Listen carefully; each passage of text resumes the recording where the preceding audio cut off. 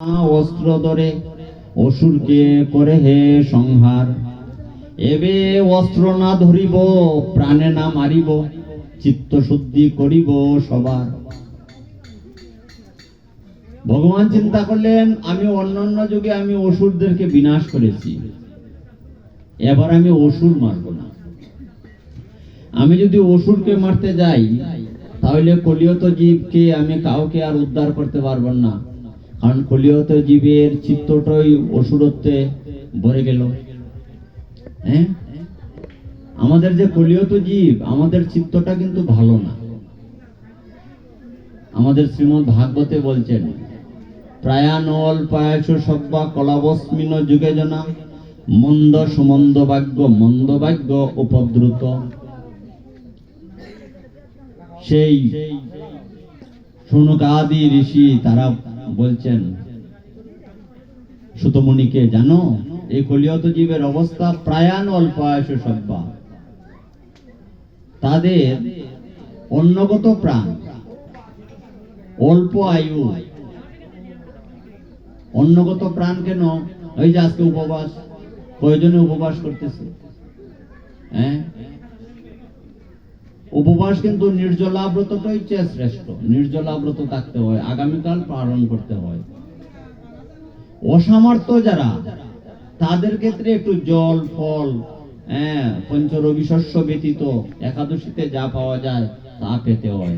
আজকে গৌর পূর্ণিমাতে যারা অসামর্থ্য, কয়েকদিন আমি আগে বৃন্দাবন আমি গেছিলাম, রাধাকুণ্ডে 80-90 বয়সের বয়স্ক তারাও নির্জলা একাদশী ব্রত করে। গৌর পূর্ণিমা, কৃষ্ণের জন্মাষ্টমী, রাধা অষ্টমী, আমরা সবগুলি ব্রতই আমরা চেষ্টা করি নির্জলা করার জন্য। ব্রত নির্জলাই করতে হয়। আর যারা অসামর্থ্য, পরের দিন তারা একটু ফল, জল ভগবানকে অভিষেক করে তারপরে পেতে পারে। শৌনকাদি ঋষি বলছেন, এই যুগের মানুষের অন্নগত প্রাণ, একবার খাবারের সাথে সাথে আরেকবার খাবারের চিন্তা করবে। অল্প আয়ু, মন্দ সুমন্দ মতো। সুমন্দ মতো মানে কি? নিজে সাধন ভোজন করবে না, আরেকজনে যদি সাধন ভোজন করতে চায় তাকে বাধা দিবে। অনেক ঘরে দেখবেন মা বাবা একাদশী করতেছে বা গৌর পূর্ণিমা পালন করতেছে, কিন্তু বাচ্চাদেরকে করতে দিবে না। বলে বাচ্চাদের স্বাস্থ্য নষ্ট হয়ে যাবে, পড়ালেখার ক্ষতি হয়ে যাবে। সম্বন্ধ মতো হোক। মতো শব্দটা হচ্ছে বহু বচন। এই যুগে যে শুধু শিক্ষিত মানুষ সাধন ভোজন করবে তা কিন্তু না। যে মূর্খ মানুষ তো বুঝে না, তারা সাধন ভোজন করবে না, শিক্ষিত মানুষ করবে, তা কিন্তু হয় না। এই জগতে শিক্ষিত মানুষ আরো বেশি সাধন ভোজন করে না।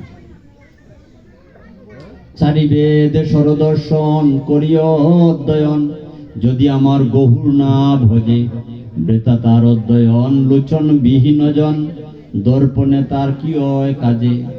এত সব বই পড়ে কি লাভ হবে? মাস্টার ডিগ্রি করে যদি আমি চৈতন্য চরিতামৃত, চৈতন্য ভাগবত, গৌর সম্পর্কে যদি আমি নাই পড়লাম, বলছেন সে অন্ধ ব্যক্তি, দর্পণে তার কি হয় কাজে। অন্ধ ব্যক্তি যেমন আয়নায় কোনো প্রয়োজন হয় না, ঠিক তদ্রূপ এইরকম। এই জন্য বাচ্চাদেরকে এগুলি পড়াতে হবে। আমরা যখন অনার্স মাস্টার্স পড়ছি, আমরা তখন আমরা সাথে সাথে গীতা ভাগবত আদি গ্রন্থগুলি পড়েছি। এগুলো পড়ালেখার ক্ষতি হয় না, বরঞ্চ এগুলো আমাদের লেখাপড়াকে পুষ্ট করে। আমাদের রামানন্দ সংবাদে বলছেন, প্রভু কয়ে বিদ্যার মধ্যে কোন বিদ্যাসার, রায় কয়ে কৃষ্ণ ভক্তি বিনা বিদ্যা নাই আর।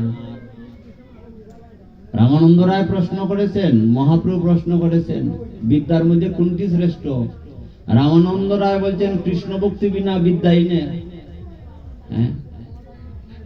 এত পড়াশোনা করায় কি লাভ যদি বাচ্চাটা মানুষ না হয়, এগুলি শাস্ত্রাদি সম্পর্কে না জানে? পরে তো আপনার গড়েই থাকবে না, সে তো চলে যাবে। প্রভু কয়ে বিদ্যার মধ্যে কোন বিদ্যাসার, রায় কয়ে কৃষ্ণ ভক্তি বিনা বিদ্যা নাই আর। সম্পত্তির মধ্যে জীবের কোন সম্পত্তি গণি, রাধা কৃষ্ণ প্রেম যার সেই বড় ধনী। কি সুন্দর রামানন্দ রায় সংবাদ চৈতন্য চরিতামৃতে মধ্যলীলা অষ্টম পরিচ্ছেদে আছে। তো আমরা যে প্রসঙ্গে ছিলাম, অর্থাৎ কলিয়ত জীবের মন্দ ভাগ্য। সুমন্দ মতো মানে কি, নিজে ভজন করবে না, আরেকজনকেও করতে দিবে না। তো এমন যে কলিয়ত জীব, তার জন্য মহাপ্রভু চিন্তা করলেন, আমি যদি অসুর বাঁচতে যাই তাহলে তো আমি কাউকে উদ্ধার করতে পারবো না। এই জন্য অসুরের সেই অসুরত্বটাকে নাশ করার জন্য তিনি সেই হরিনাম নিয়ে আসলেন। অসুর কাকে বলে? আমাদের গীতাতে দুই ধরনের ব্যক্তির কথা বলছেন, এক হচ্ছে সুর আর এক হচ্ছে অসুর। এক হচ্ছে দৈবগুণ সম্পন্ন আর এক হচ্ছে অসুর। তো এই অসুরের যে অসুরত্বটা, সেটা নাশ করার জন্য মহাপ্রভু এবার অস্ত্র নিয়ে আসলেন। কি অস্ত্র? বলছেন তার অঙ্গটি একটা অস্ত্র। অন্যান্য যুগে তো রামচন্দ্র তিনি তীর্ধনুক নিয়ে আসলেন, আর মহাপ্রভু কি নিয়ে আসলেন? তার অঙ্গটাই অস্ত্র। কেন? বলছেন যে আমার এই অঙ্গর দিকে যে তাকাবে এমনিতেই সে আমার চরণে লুটিয়ে পড়বে, তার অসুরত্ব নাশ হয়ে যাবে। এই জন্য অবতার অসার, গৌর অবতার। মহাপ্রভু এই জন্যই শ্রেষ্ঠ। তিনি অস্ত্র দিয়ে কাউকে বধ করার প্রয়োজন নেই। তার যে অঙ্গ, মহাপ্রভুর যে স্বরূপ, এটার দিকে যে তাকাবে, নবদ্বীপের এক নাগরী বলছেন, ওই রূপ যে দেখেছে সে মজেছে, গৌর চরণে বিকিয়েছে, গৌর আমি তোমার নাম বলে। একজন আরেকজনকে বলছেন, জানিস ওই সচী মায়ের পুত্র নিমাই, তার দিকে যে একবার তাকায় সে আর নয়ন ফিরাতে পারে না। এ হচ্ছে মহাপ্রভু। এই জন্য তার অস্ত্র নিয়ে আসার প্রয়োজন নাই, তার দেহটি, অঙ্গটি একটা অস্ত্র। যে তাকাবে সেই দিকে। এই জন্য গৌরী তিনি আমাদের কৃপা, দয়ার সাগর। কবিরাজ গোস্বামীপাদ বলছেন, কৃপা করি হইল উদয়। আমাদের কোনো যোগ্যতা নেই, তিনি কৃপা করে এই কলিয়ত জীবকে কৃপা করার জন্য তিনি সেই নদিয়াতে আবির্ভূত হলেন আজকের এই শুভ তিথিতে। পাপতম হইল না ত্রিজগতের উল্লাস, জগবরী হরিধ্বনি হয়। সেই কালে নিজালয়ে উঠিয়া অদ্বৈত রায় নৃত্য করে আনন্দিত মনে। হরিদাসে লইয়া সঙ্গ হুঙ্কার কীর্তন রঙ্গ, কেনে নাচে কেহ নাই জানে। আনলেন কে? আমাদের সীতানাথ। অদ্বৈত প্রভু তিনি আহ্বান করে তাকে নিয়ে আসলেন। আজ অদ্বৈত প্রভু নৃত্য করছেন, কারণ অদ্বৈত প্রভু তো জানেন সচী মায়ের ঘরে যিনি আসছেন তিনি তো অন্য কেউ নন, তিনি আমার সাক্ষাৎ মদন গোপাল, তিনি আমার ব্রজের সেই কানাই।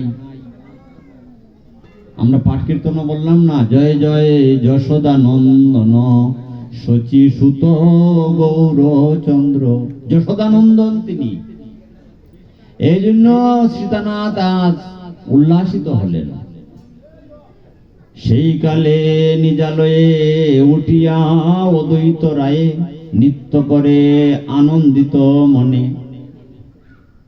আরেকজনকে বলছেন হরিদাস। হরিদাসে লইয়া সঙ্গ হুঙ্কার কীর্তন রঙ্গ, কেনে নাচে কেউই নাই জানে। হরিদাসের সঙ্গে এখানে অদ্বৈত প্রভুর সঙ্গে হরিদাসও তিনি নৃত্য করছেন। কেন নৃত্য করছেন? তার আরাধ্য দেবতা আসছেন, মদন গোপাল আসছেন, এই জন্য নৃত্য করছেন। নদিয়াতে আজ যত দেবতা দেব ঋষিগণ সবাই মনুষ্য দেহ ধারণ করে আসলেন। ভগবানের সেই নরলীলা তারা দর্শন করার জন্য। সর্বোত্তম নরলীলা, ভগবানের যত যত লীলা রয়েছে তার মধ্যে সর্বশ্রেষ্ঠই হচ্ছে নরলীলা। প্রভু রামচন্দ্র আসলেন নরলীলা ধারণ করে, ভগবান কৃষ্ণচন্দ্র আসলেন নরলীলা ধারণ করে, আর সেই ব্রজেন্দ্র নন্দন কৃষ্ণ রাধারানীর ভাবকান্তি নিয়ে তিনি গৌর হয়ে আসলেন, নরলীলা হয়ে। এই জন্য দেবতা ঋষিগণ তারাও আসলেন। পাইয়া উপরা দেখি উপর আগো আসি, শীঘ্র গঙ্গা ঘাটে আসি, আনন্দে করিলা গঙ্গা স্নান। এদিকে তো চন্দ্রগ্রহণ হইল। চন্দ্রগ্রহণের পরে কি করতে হয়? সবস্ত্রে স্নান করতে হয়। যে বস্ত্র নিয়ে গ্রহণের সময় অতিবাহিত হয়, বিষয়গুলি ভালো করে বুঝে রাখুন। আমরা যদি পালন না করি, আচরণ যদি না করি, কোনো পরিবর্তন হবে না, কোনো লাভ হবে না। মহাপ্রভু আসার আরেকটা কারণ হচ্ছে নিজে আচরীয় ধর্ম অন্যকে শিখায়। নিজে না আচরিলে অন্যকে শিখানো না যায়। গ্রহণের সময় উচিত কি, যে বস্ত্র নিয়ে আমরা গ্রহণের সময়টা অতিবাহিত করব, সবস্ত্রে স্নান করে গ্রহণ শেষে স্নান করতে হবে। গ্রহণ দৃশ্য হলে অবশ্যই পাক রান্না এগুলির বাসনগুলি পরিষ্কার করতে হবে। বৃন্দাবনে তো এই গ্রহণ আরম্ভ হওয়ার প্রায় 8 ঘন্টা 9 ঘন্টা পূর্ব থেকেই তারা গ্রহণ মানে। গ্রহণের সময় কোনো দেবক্রিয়া হয় না, এগুলি মানতে হবে। গর্ভবতী মহিলাদেরকে আরো তো বেশি সজাগ থাকতে হবে, নাহলে বাচ্চাগুলি প্রতিবন্ধী হয়ে যাবে। গ্রহণ তো সাধারণ কোনো কিছু নয়। তো সেই সময় ছিল চন্দ্রগ্রহণ। সবাই গঙ্গাতে স্নান করলেন, হরিনাম করে করে সবাই স্নান করছেন।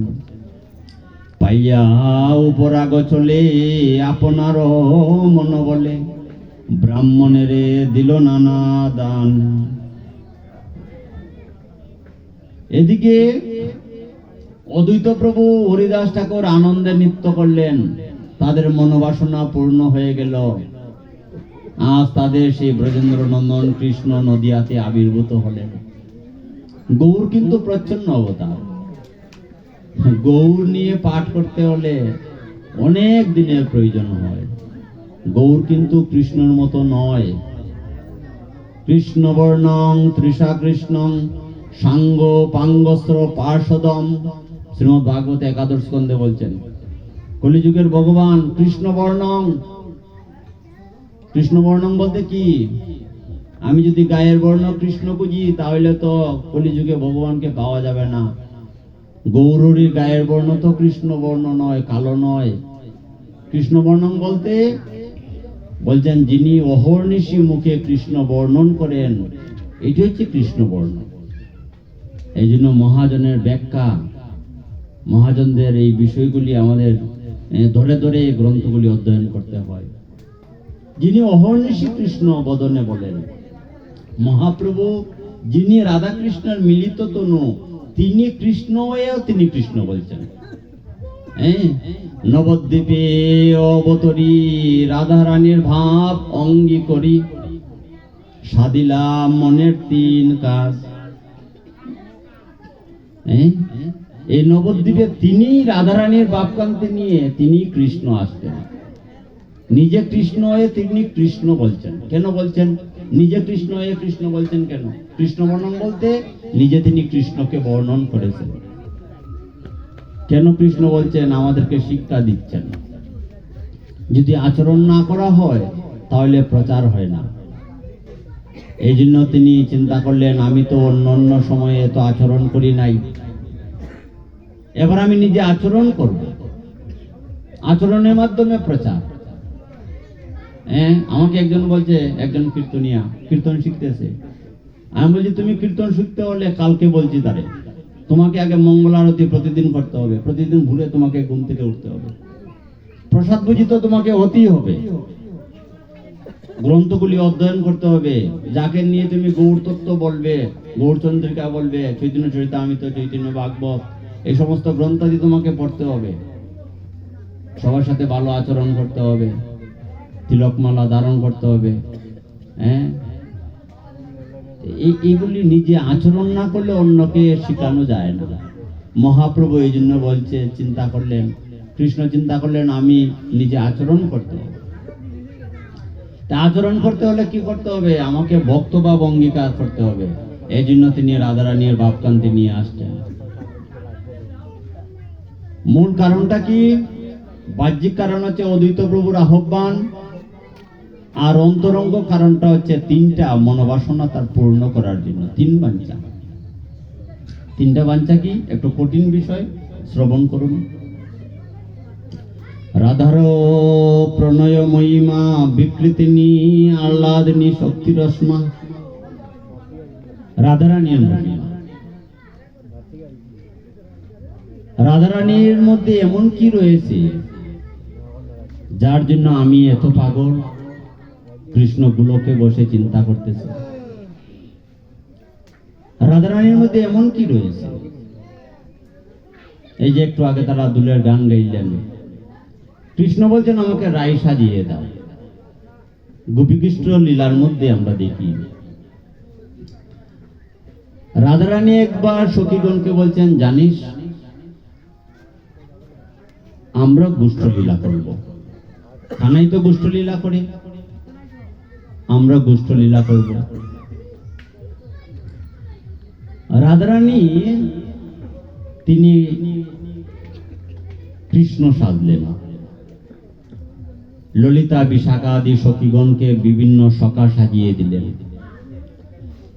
বৃষভানু রাজার যত ধেনু সংখ্যা ছিল তাদেরকে নিয়ে গোষ্ঠীতে গেলেন। রাধারানী গোষ্ঠীতে গিয়ে যখন বংশীধ্বনি করলেন,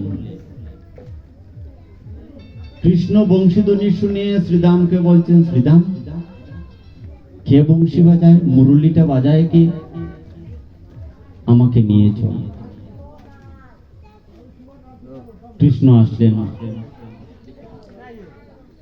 এসে দেখলেন তারই অপরূপ আরেকজন কৃষ্ণ। শ্রীদামকে বলছেন, শ্রীদাম ও কে? ও তো আমারই মতো, ও তো আমারই মতো। শ্রীদাম কিন্তু শ্রীমতীকে চিনে ফেললেন। শ্রীদাম বলছেন, শ্রীমতী, এই কৃষ্ণকে বলছেন, কৃষ্ণ জানো ও কে? ও হচ্ছে রাধারানী। সাথে সাথে শ্রীদাম বলছেন, কৃষ্ণ বলছেন, শ্রীদাম আমাকে তুই রাধা সাজিয়ে দে। শ্রীদাম কৃষ্ণকে রাধা সাজিয়ে দিলেন। কৃষ্ণ রাধারানী সেজে সজ্জিত হয়ে, যেই রাধারানী কৃষ্ণ সাজে সজ্জিত ছিলেন তার বামে গিয়ে দাঁড়ালেন। তাহলে এই যে কেন কৃষ্ণ তিনি রাধা সাজবেন, কেন আজকে তিনি রাধারানীর বাপকান্তি নিয়ে গৌর হয়ে আসলেন? আমরা শুধু গান গেলেই হবে না, দুই একটা নৃত্য করে একটু কান্নাকাটি করে চলে গেলেই হবে না। তত্ত্বগুলি আমাদেরকে ভালো করে বুঝতে হবে। তার কি অভাব ছিল যে তিনি তার সেই কোমল চরণে, নগ্ন চরণে, বৃন্দাবনের কণ্টকাদি স্থানে তিনি শ্রীমতীকে দেখার জন্য ছুটে বেড়াতেন। এটি তিনি গোলকে বসে চিন্তা করলেন, রাধে তোমার মধ্যে এমন কি রয়েছে আমি তো এটা জানি না। এই হলো একটা কারণ। তিনটা অন্তরঙ্গ কারণ রয়েছে মহাপ্রভু কেন আসছেন। রাধার প্রণয় মহিমা, রাধারানীর মধ্যে কি রয়েছে তা তো আমি জানি না। দুই নম্বর কারণ কি, আমার মধ্যে কি রয়েছে যার জন্য রাধারানী এত পাগল? আমার মধ্যে কি এমন রয়েছে যার জন্য রাধারানী এত পাগল? সমাধুর্য আস্বাদন। আর তিন নাম্বারটা কি, সমাধুর্য আস্বাদন করে শ্রীমতী কি সুখ পায়। এই তিনটা বাসনা পূর্ণ করার জন্যই ব্রজেন্দ্রনন্দন কৃষ্ণ তিনি রাধারানীর বাপকান্তি নিয়ে গৌর হয়ে আসতেন। চৈতন্য চরিতামৃতে আদিলীলায় চতুর্থ পরিচ্ছেদ পড়লে এই বিষয়গুলো আপনারা কিছুটা পাবেন। অনর্পিত চরিং চিরাত করুণা অবতীর্ণ কলু সমর্পয়িত মন্য তজল রস